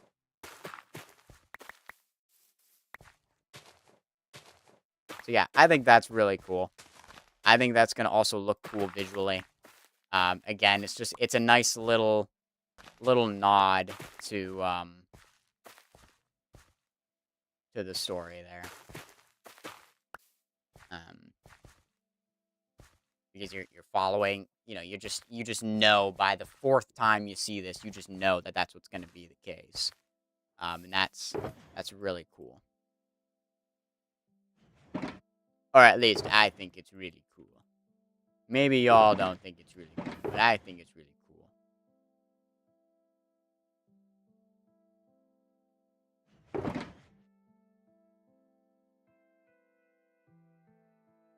See, now that I talked about Interstellar, the Interstellar theme has just been playing in my head, but I don't really know it that well, so it's just the parts that I know that are playing on repeat right now. Which is most unfortunate. But gentlemen, we're like almost done with the undergrowth. Like most of these trees have undergrowth on them. It's very brown now. Very, very brown. That's not a problem. This is very good. This is what we want. We want it to be brown. We've gotten into a really good flow with this. So that's good. That's where you want to be. Where you kind of, maybe flow states. I mean, I guess flow state kind of is. I mean, that is what flow is. Right, we've kind of just...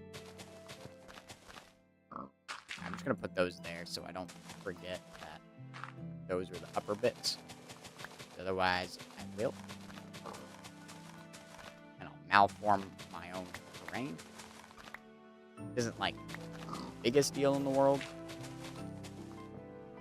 Look at this. Another splotch of dirt.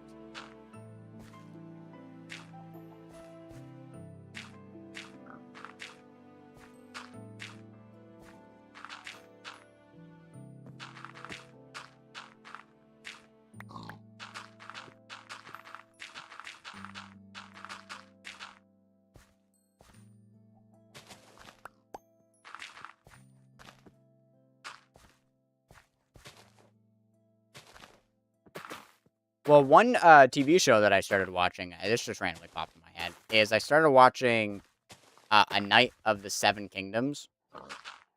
The first episode almost lost me immediately. Like, not immediately. It almost lost me. Just because, like, and the show right now has not done enough for me to really make me want to stay. But I'm just curious enough. I'm just curious enough to stick around to watch at least episode 2. They're 40 minutes, so they're a little bit shorter. It almost feels like a comedy set in the Game of Thrones universe, so there's no necessarily set purpose. Because right now, the main character is not a name we recognize. He's not like something we're like, oh yeah, we know exactly who this guy is. I have one concept of what his storyline is eventually going to lead to. But that's just an idea. It's not like that's actually what it could be. There's another character that I have like theories about, and that like secondary character is one of the reasons why I decided to stick around, because I'm like, if what I think about this character is true and his backstory is what I think it is, it's going to be really interesting, really cool. If I'm wrong, we'll see what what the writers decided they wanted to do. Is it worse than what I was thinking? Like, I didn't like the direction that they decided to go. Then obviously I'm not really going to keep watching, because it's not really worth watching anymore if their story choices are bad. Yeah, it was interesting so far. There's only 6 episodes so far. I don't know if that's all that's going to be in season 1, if it didn't actually take off. And so that's why it's minimal at this current moment in time. But either way, kind of interesting. I probably already, oh, well, he's gone. I probably already talked about Game of Thrones before, and how, hot take, I liked the ending. I thought the ending made sense. And I think the reason why people didn't like the ending is because most of the time, story writers will make an ending to a story based on what the audience would want the ending to be. Like, you know, they're building up for this grand finale, and instead, now I don't know how true this is to the books, and what the books did, but obviously, there's a bit of me that's like,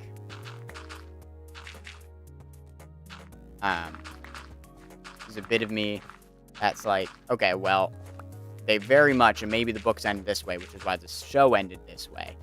But maybe they're like, we're going to take this in a logical conclusion. We built up for this moment to happen. This moment happened, which caused this moment to happen, which is why these moments happened. We literally have a character explain everything, just in case you still didn't get it. And yet, still, people didn't get it. Like, for example, it's funny, because there's a video that every once in a while pops up on my recommended, which is, like, how not to write a Madness arc, with, of course, Arcane being the good example, which I would agree, and Game of Thrones being a bad example, which I actually would disagree. I think Game of Thrones did a good job at showing madness. And most people, I think, were so invested, and of course the show was so long that people probably had forgotten everything that had happened beforehand because of how long the show is, to get to the point where, at this point, spoiler warning in case you don't want spoilers, but Daenerys goes mad, right? And granted, again, this could very well be, the only reason I have this opinion is because I knew it was coming. Not that I saw it coming, but because I knew it was coming from watching basically a summary video of the entire show. It's like, okay, here's a summary of what happens in the show. I watched a video like that, and it's possible that that is the reason why I have the opinions that I have, is because I actually knew what was going to happen before it happened. But I still think I may hold this opinion regardless. Granted, I also watched it a lot faster than most other people probably would have at the time when they made these opinions, because again, I could watch it all back to back to back to back, and in much more quick succession than perhaps some other people could, because I had the ability to binge watch it, whereas a lot of other people were watching it as it came out, and therefore did not have access to it, and so it took a lot longer to get to the ending, to then get to that moment, to then realize this was done poorly, because they forgot everything that Daenerys had gone through to get to that point. And so Miss Sunday's death was just the straw that broke the camel's back. And again, Tyrion kind of explains how the madness came about. Like, he's like, yeah, I saw that coming. That was very much going to happen. All she knew was violence was the correct answer. The only way she knew how to get what she wanted was to be violent about it, or make threats, you know, do all of these things. That was all she was surrounded for. She got praised for these violent acts. So again, all she knew was violence. And that's how she basically rose to the position that she was in, was through violent acts.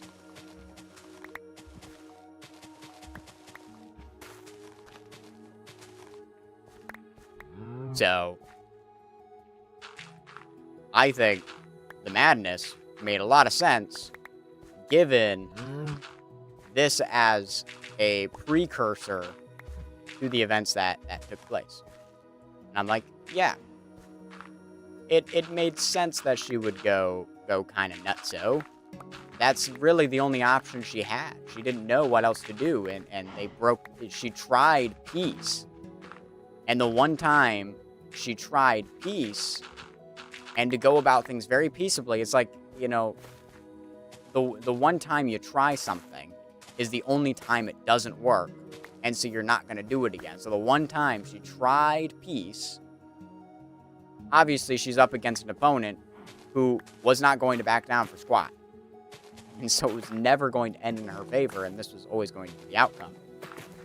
And again, Tyrion was trying his hardest to make sure that that wasn't the case, but obviously it was kind of impossible because the decision was written already.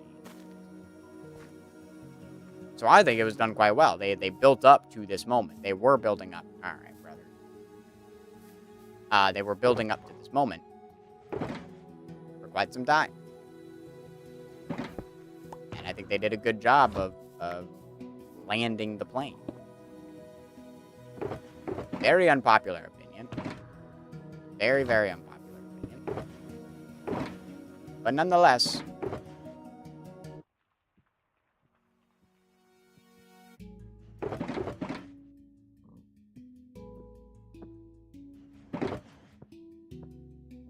that's still what I have. But I did not end up watching House of Dragon. I tried watching it, could not make it through season 2. Season 1 already, like, it had lost me already, but I finished it anyways. And I was like, all right, I'll finish it. I'll watch the whole thing.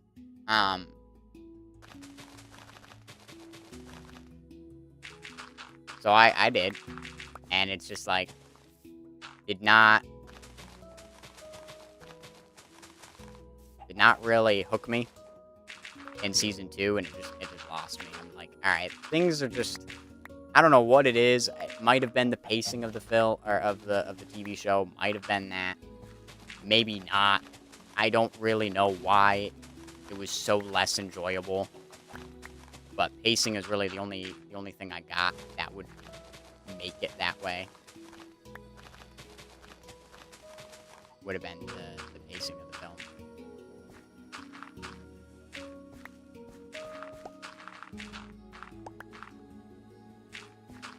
And, like, sure, it had its cool moments. Don't get me wrong. It had a lot of cool moments. But those cool moments didn't make up for the other stuff that wasn't really cool. You know? It didn't really, like... That's not enough to make a TV show. Is cool moments. And cool cast. Like, that's just... It's not enough. I need an actual story here, and I just felt like it didn't really deliver. And I don't know, maybe it was character building, because I also am realizing I just didn't have a reason to like or want to stick around with the characters. You know, I really didn't care. I didn't care about Daemon, even though I love Matt Smith. I just didn't care about his character that much. Like, you know, they made decisions that I knew they would have to make because they needed to progress the story, because the story was kind of just falling apart. Like, there just wasn't, they didn't have anything to make a story out of, so they just had to go to dramatic measures to get the story going. And I'm like, alright, I mean, I know you, but, like, it didn't feel like it made sense for for the actual happenings of the story. It didn't make sense for that. You know? It was just more of, like, okay, they need to do something to get the story going. So they're gonna have this event take place to force the story to forward. Which makes sense, it works, and the events that corresponded because of that choice made sense. But the choice in of itself, and you know, could very obviously be seen as you didn't really know what to do given this circumstance. So you just kinda did it.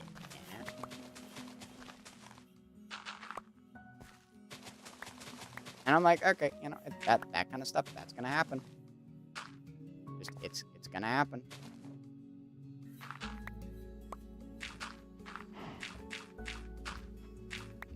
Not much you can do about that.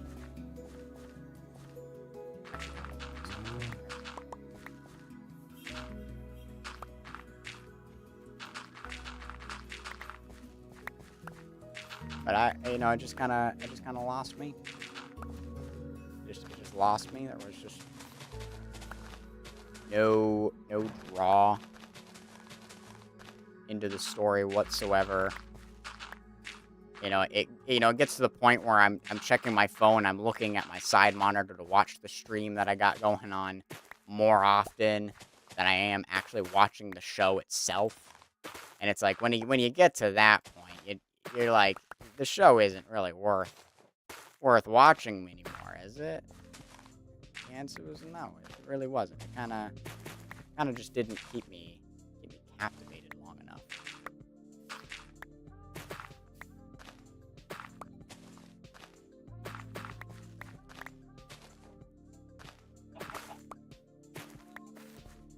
And that's okay.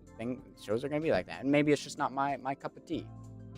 It didn't scratch the itch the way I wanted it to, which makes sense. I'm very much not a kind of person that's like, oh, if you like this, you'll like that. Like, that usually just doesn't work on me. I like random things. There are certain genres that I like. There are other genres that I don't like. I'll like this movie. I won't like that movie. All right, gentlemen. I kind of don't want to be building this anymore. My brain is tired of doing this over and over and over again, so I'm going to have to save the rest of these last couple of trees on the end here, and these 3 are going to have their own separate time for another time. I'm going to do it at a different time. I almost want to live stream tonight, but again, I'm going to be going out to volleyball, so that doesn't really make sense because I'm getting home late. Actually, there's no reason for me to put this in my book.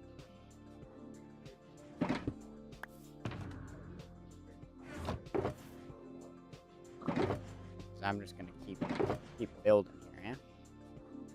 But at a later time.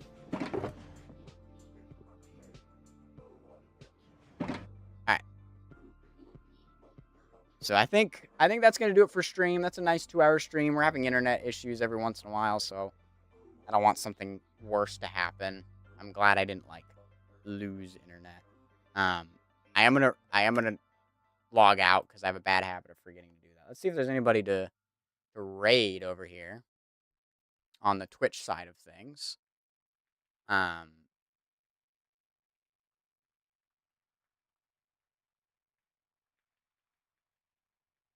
I got distracted. Let's raid.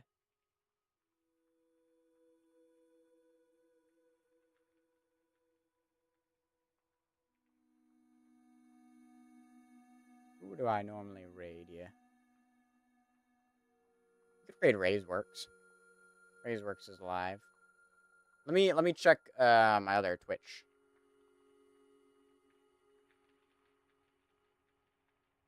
What does it sign me out of? Wow, it signs me out on my phone as well as it does there. Yeah, let's just raid Raiseworks. Why not?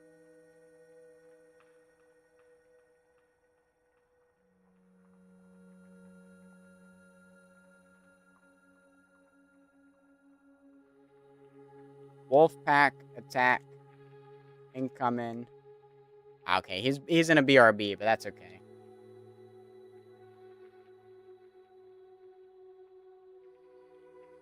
Whoa. Raid. Let's raid on him.